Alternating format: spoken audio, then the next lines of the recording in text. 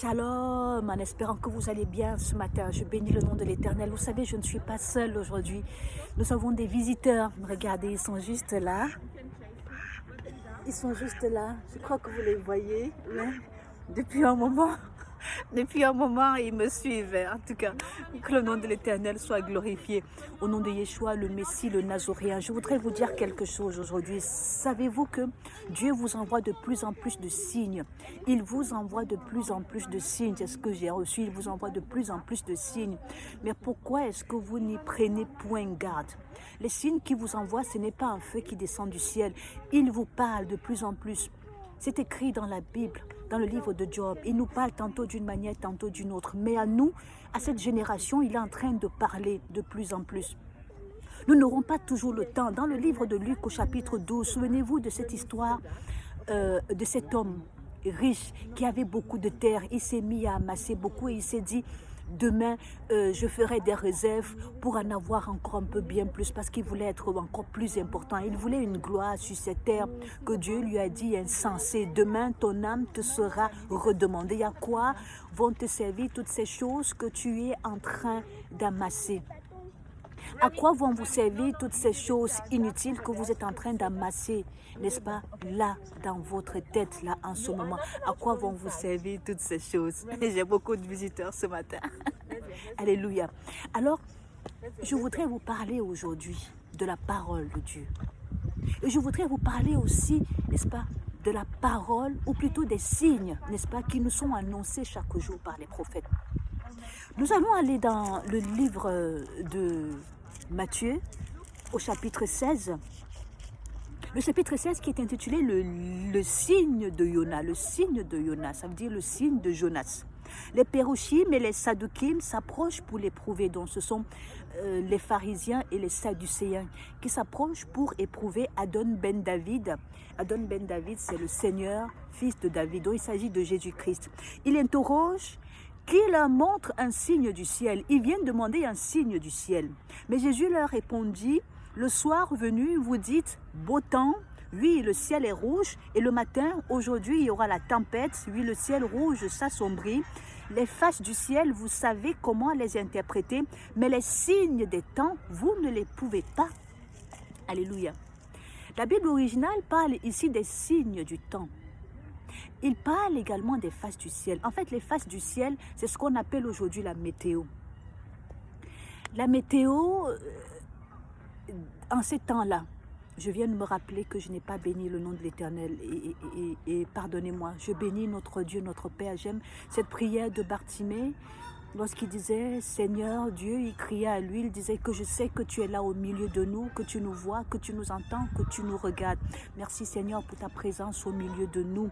Nous demandons pardon pour nos péchés, pardon de ta voix irritée, mon Dieu. Je prie que le Seigneur Jésus-Christ intercède en la faveur de chacun d'entre nous connectés aujourd'hui. Fortifie-nous, je t'implore. Donne-nous de partager ta présence. Je m'efface, prends toute la place Seigneur. Aie pitié de nous dans ta grande miséricorde et que ton nom soit élevé pour ce signe que tu nous envoies encore aujourd'hui. Au nom de Yeshua, le Messie, le Nazoréen. Amen, amen, amen, amen, amen, amen, amen. Alors, je disais tantôt ceci. Dans ce livre de Matthieu au chapitre 16, Jésus-Christ vient reprocher aux Pérushim ainsi que aux Saddukim, n'est-ce pas, de demander encore des signes, alors qu'ils savent très bien interpréter les faces du ciel. Les faces du ciel, c'est ce qu'on appelle ici la météo. Ils savent dire que non, aujourd'hui il va pleuvoir, non, demain il fera certainement chaud. Si vous savez interpréter les faces du ciel, la plus forte raison, tous les signes qui vous ont été donnés.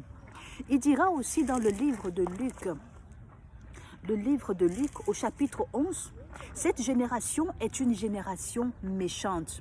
Parce que le peuple est venu s'amasser autour de Jésus-Christ. Pourquoi? Car ils avaient vu Jésus-Christ faire des miracles. Ils avaient vu Jésus-Christ délivrer un démoniaque qui était muet.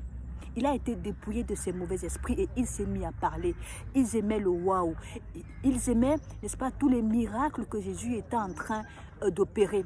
Mais ils n'écoutaient pas véritablement la parole. C'est pour cela qu'il parle de cette génération comme étant une génération méchante. Cette foule vient demander un miracle. Elle ne lui sera donné aucun miracle que celui de Jonas. Le miracle de Jonas, vous le savez très bien à Ninive, n'est-ce pas? C'était lorsque Jonas a passé 3 jours dans le ventre du poisson avant d'être rejeté par la mer.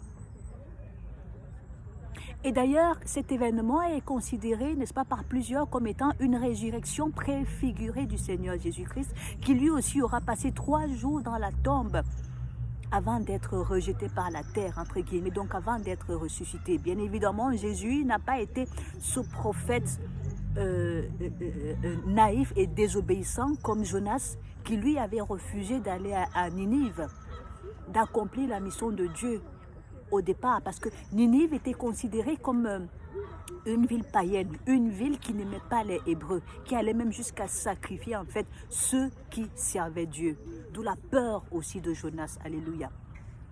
Donc, il s'agit ici, n'est-ce pas, de nous rapprocher plus de la parole, car Jésus-Christ vient reprocher à cette foule d'aller vers lui parce que elle voulait des miracles, parce qu'elle voulait voir loin, parce qu'elle voulait des manifestations extraordinaires. Alors que la plus belle des manifestations, la plus belle des prophéties était là devant eux, c'était le Seigneur Jésus-Christ qui s'était fait chair, qui s'était fait vie, qui s'était fait parole. Une parole qui était devant eux, mais qu'ils ne voulaient pas comprendre, qu'ils n'acceptaient pas. Ils étaient attirés par autre chose, par les choses du monde. Alléluia. L'Éternel donne souvent des signes, certes depuis l'Ancien Testament. Dans le livre d'Exode, par exemple, l'Éternel avait utilisé Moïse. Il avait dit à Moïse, « Moïse, je te fais Dieu pour Pharaon et tu auras Aaron comme prophète. » Pourquoi est-ce qu'il avait fait Moïse Dieu pour Pharaon? Parce qu'il voulait donner à Pharaon un signe, car Pharaon était désobéissant. Pharaon ne voulait pas laisser le peuple de Dieu. Il a donc dit à Moïse qu'il allait faire de lui Dieu. Et quand j'ai lu le passage, j'ai vu que Dieu était écrit en majuscule. Je me suis dit, mais Moïse n'a pas été Dieu à un moment. En fait, la Bible n'a pas mis Dieu en minuscule, car Moïse n'était pas à ce moment-là un Dieu étranger, mais il était bien l'envoyé de Dieu, d'où le Dieu en majuscule. Alléluia. Et Moïse, ici, ça c'est une parenthèse, est fait Dieu, mais il a Aaron pour prophète. Il a Aaron pour prophète parce que lorsque vous lisez la Bible originale, en fait, la Bible Shuraki, vous comprendrez, et j'espère que le Saint-Esprit me donne vraiment de vous expliquer cela, vous comprendrez que, en fait, Dieu parlait à ce moment-là à Moïse en langue. Moïse a dit qu'il ne sait pas parler et depuis son jeune âge, il ne sait pas parler parce que Dieu lui parlait depuis son jeune âge. Mais il ne savait pas interpréter. C'est pour cela que Dieu se fâche après lui. Que comment ça, tu dis que tu ne sais pas parler? Je te donne donc Aaron qui a le don de l'interprétation pour qu'il vienne interpréter la parole que je suis en train de te donner pour le peuple ainsi que pour Pharaon. Donc Aaron est le prophète qui avait le don d'interprétation. Il interprétait la parole dite par l'Éternel à Moïse. Dans tout ce passage de Exode chapitre 7, chaque fois que Dieu donne sa parole à Moïse et Aaron, c'est Aaron qui interprétait. Maintenant, lorsque Moïse voulait parler directement à Pharaon, là il parlait, c'est-à-dire sans Aaron en fait. Parce qu'il y avait des moments où Moïse répondait à Pharaon et il lui répondait directement. Là, il savait parler. Mais quand il s'agissait de la parole dite, la parole de l'Éternel, l'Éternel parlait à Moïse essentiellement en langue. Car Dieu parle tantôt d'une manière, tantôt d'une autre. Il fait ce qu'il veut, il est souverain. C'est pour cela qu'il a pris Aaron comme prophète. Ce n'est pas que Moïse ne savait pas parler le hébreu ou je ne sais pas, mais il n'avait pas le don d'interprétation. Dieu parle différemment d'un homme à un autre. Alléluia. C'est ce que l'Esprit m'a donné de comprendre aujourd'hui dans ce passage. Il a dit, Jésus-Christ, allez et faites de toutes les nations des disciples. Faites de toutes les nations des disciples veut dire que allez et faites-leur entendre ma parole et qu'eux aussi partagent ma parole. Nous pouvons aussi partager les prophéties, mais avant même de partager les prophéties, ces prophètes sont ceux qui ont d'abord la parole de Dieu. Ils nous enseignent, mais lorsque nous allons à l'église aujourd'hui, nous attendons seulement le temps des prophéties. Je bénis le nom de l'Éternel parce qu'il utilise puissamment et de plus en plus ses serviteurs, les prophètes, les apôtres et autres, pour nous annoncer, pour nous guider. Et ce, depuis même, j'ai envie de dire, depuis l'Ancien Testament, dans le livre de 1 Samuel 9. Le peuple allait souvent voir l'inspiré. Il disait, allons aux voyants pour aller, n'est-ce pas, vers le prophète, pour entendre ce que l'Éternel dit, ce que l'Éternel attend de nous. Alléluia. Mais aujourd'hui, après avoir entendu que demain tu vas avoir un grand travail, que demain tu vas rencontrer tel, que demain tu seras un grand serviteur, qu'est-ce qui est en toi? Comment est-ce que tu nourris ton esprit? Il est urgent pour nous d'avoir une intimité avec Dieu. Ces dernières heures, je vais vous faire une confidence que j'ai reçu une présence, mais présente de Dieu qui était tellement merveilleuse que j'exalte son saint nom, que je le glorifie, que je lui dis merci. La présence de Dieu est tellement remplie d'amour qu'elle vous donne, n'est-ce pas, envie de vous détacher de tout, mais à un point, juste de l'appartenir, juste d'être dans sa présence, de le glorifier. Jésus-Christ aura privilégié les relations personnelles durant tout son passage sur terre. On parlera de la Samaritaine, on parlera de Marthe et Marie, on parlera de Lazare, on parlera du centenier et de beaucoup d'autres personnes avec qui, n'est-ce pas, il a échangé personnellement. Jésus-Christ est la prophétie. Jésus-Christ est celui qui nous a été annoncé et qui s'est fait chair.